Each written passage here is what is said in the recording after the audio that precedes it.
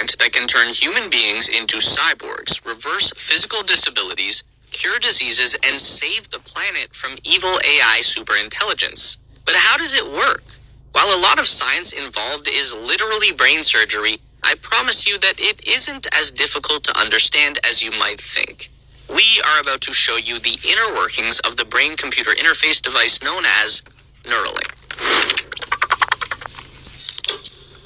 Okay, so the first thing that we have to do is create a physical interface between your brain and the computer.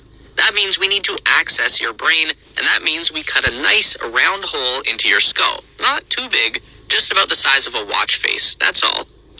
Now, this is the outer layer of your brain, the cerebral cortex. This is where all of your high-level calculations take place. Different segments of the cortex control different aspects of your mind and body. Towards the front is where your mood and emotions are processed. Towards the back is where all of your sensory inputs get received, like touch and vision. Right in the middle is the motor cortex. This is the sweet spot that Neuralink wants to access, and it's because this particular section of the brain matter is responsible for turning thought into action. The idea here is that we can hardwire the motor cortex directly into a computer. Now you are controlling that computer entirely with your mind instead of a mouse and a keyboard. For a person who physically cannot move their hands, this is a life-changing enhancement. But even for an able-bodied person, you would unlock 1,000,000 times more bandwidth in the connection between your mind and the machine. Your thoughts instantly transformed into digital action. In order to access those thoughts, though, we need to insert a wire into your brain, and this is not just any wire. Neuralink engineers have developed an ultra-flexible metal thread that is thinner than a human hair, yet is also able to carry 16 separate electrode connections into the brain tissue. Each Neuralink N1 device. Alright, I want to start off by giving all praises to Yahweh by Hashem Yahweh Shai. Also give double honors to the apostles of Great Millstone, taught us this truth and sincerity. Also give peace and blessings to you elect out there that's pushing this truth to the four corners of the globe. And shalom to you Akwaf and Akim that's listening and repenting and coming back to the names of Yahweh Yahweh Shai. To you I say shalom. This your brother Kasar Abad coming to you with another quick lesson. This is gonna be a quick one because I'm on the job, but as you can hear in the video, it's going into the Neuralink. We know this is coming. We know this is prophecy. Also too, the video is pretty much explaining how the process of how it's gonna be laid out, the inner workings of it once it's in you. Also too, to note that this is probably just a replica. You know, the final product might be more, or what we think is going to be more advanced. You know, this looks like the size of a nickel. You know, the finished product might look like a small grain of rice. You know, I'm just speaking as a man. I don't know myself. I just know that we're in those times. This is something that is being worked on as we speak, and it's ready to be pushed. They're just waiting on that moment. So I just want to get a couple of scriptures going into this, you know, because we're supposed to compare the times and that's going on now, and throw some scripture in to warn our people and to educate our people, you know. So let's get some scriptures. Let's get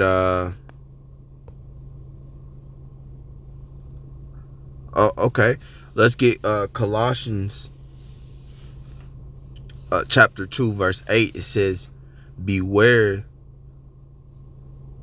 lest any man spoil you through philosophy and vain deceit, after the traditions of man, after the rudiments of the world, and not after Hamashiach, right? So in this video, it promised people that are disabled to be able to use their limbs again, to be able to connect to computers, to Bluetooths, and you have access pretty much electronically through your brain.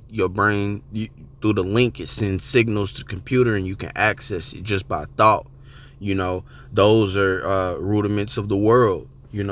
At some point, they're gonna connect all our utilities to this stuff. And if you don't take it, you're not gonna be able to have the rudiments of this world, as far as heat, as far as everything that we kind of pay for now, or take advantage of now, what makes us comfortable, for that matter. But these are traditions of man. They're all just philosophies of man. Let's get Isaiah 31.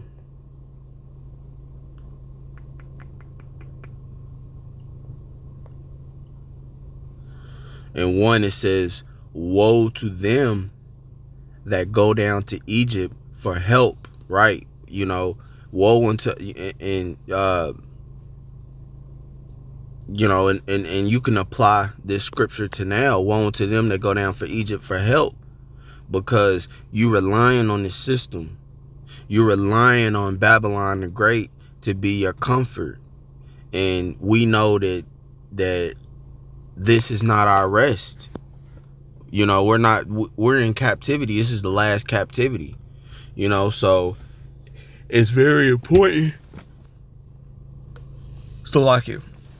It's very important that we stay diligent in this truth, and that we understand, to fight this flesh and get through these temptations. Because Esau is going to come out not just with the Neuralink, but a lot of things that's going to be tempting, So, woe to them that go down to Egypt for help. This place cannot help you. This place is going to be destroyed. So, it's just counterproductive to rely on this place. And a lot of people do, right?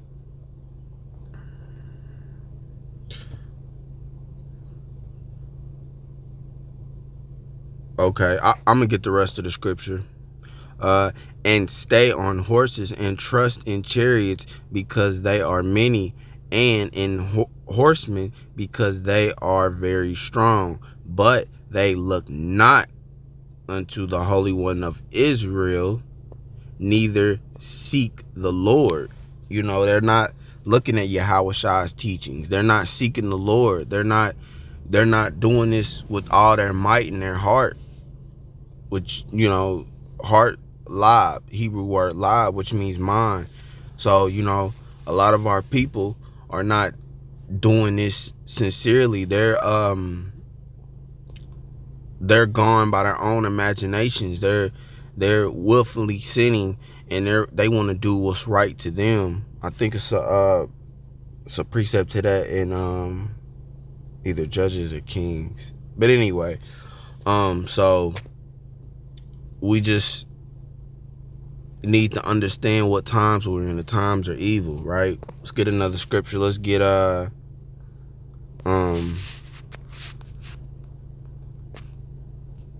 First Maccabees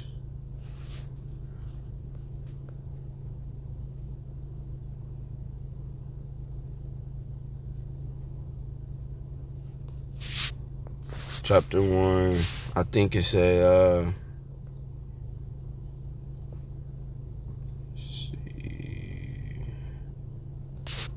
where is it at? 1 second. 11. Okay. It says, in those days went out there of Israel wicked men who persuaded many, saying, let us go and make a covenant with the heathen that are round about us. And since we departed from them, we have had much sorrow, right? You know, and though this happened in the Greek captivity in the book of Maccabees, it's gonna happen. It's happening now. You know, our people make covenants with Esau because it's comfortable to them. It's comfortable. The straight gate may not be comfortable. It may not be easy. You know, so a lot of our people want the easy way out. You know, it says, for since we departed from them, we have had much sorrow. So in the time when this Neuralink takes place, that's going to be the state of mind of a lot of our people, because it, you know, they're going to be like, oh, well, you know, if I had the Neuralink, I could feed my family. I can get access to clean water. I can get access to tasty food, you know, to humidities like heat, you know, gas, or whatever say you, right? And then it says, who persuaded many, you know. They're going to use a lot of our Israelites, as far as you celebrities, to push this. And a lot of you are going to depart and have no covering. You know, you're going to throw that away, right? Moving on.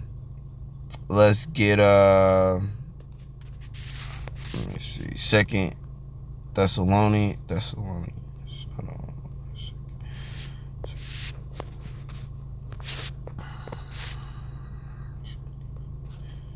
All right, starting at verse 9, and it reads, even him whose coming is after the working of Satan with all power and signs and lying wonders, right? So, you know, Esau thinks that he is the most high, but Esau is really, he's just coming to do Satan's work, you know. He's coming to do, he's coming to destroy. He seeks to control. You know, he thinks that he is the most high. So he has to come with signs and lying wonders, you know, to what?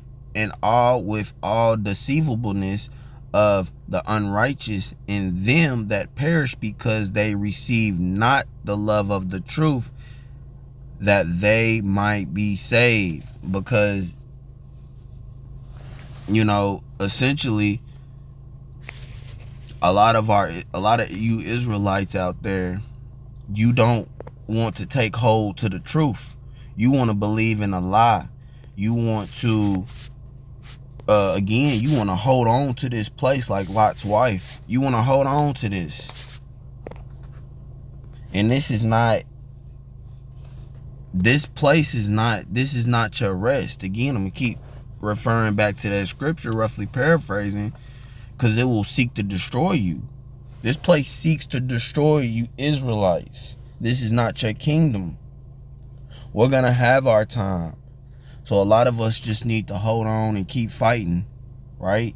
Keep doing what pleases the Lord and rehearse the righteous acts. Also, too, this is a little food for thought. This is Leviticus 19, verse 28, and it reads, ye shall not make any cuttings in your flesh, right? You know, so we're not supposed to be even getting surgeries. You know, you're not supposed to even let this thing enter into your body. You're not supposed to get no cut and get anything inserted into your body, right? You know, so the point was in the upper part of the verse. Let's get everybody knows this right here. This is Revelations 13.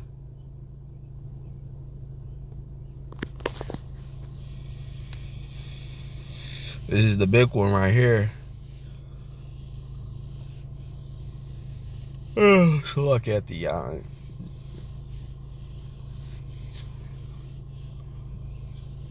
this is Revelations 13, and 16, it says, and he causeth all, both small and great, rich and poor, free and bond, to receive a mark in their right hand or in their foreheads.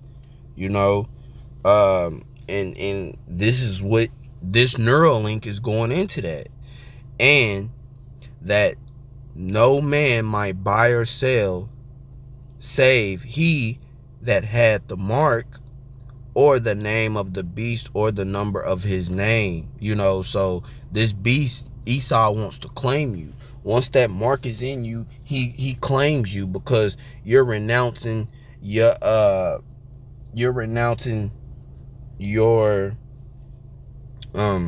covering of Yahweh Shem Yahushua, and you're saying, like, well, Esau, this is my Lord, this is my God, this is my power, right? And we have to have faith. We are going to go through some things. We're going to suffer. Some of us are going to be put to death. This is going to be a rocky road. But if you called into this truth and you're sincere about it, the Lord is working with you, is preparing you right now at this moment for this fight. Your faith is being built.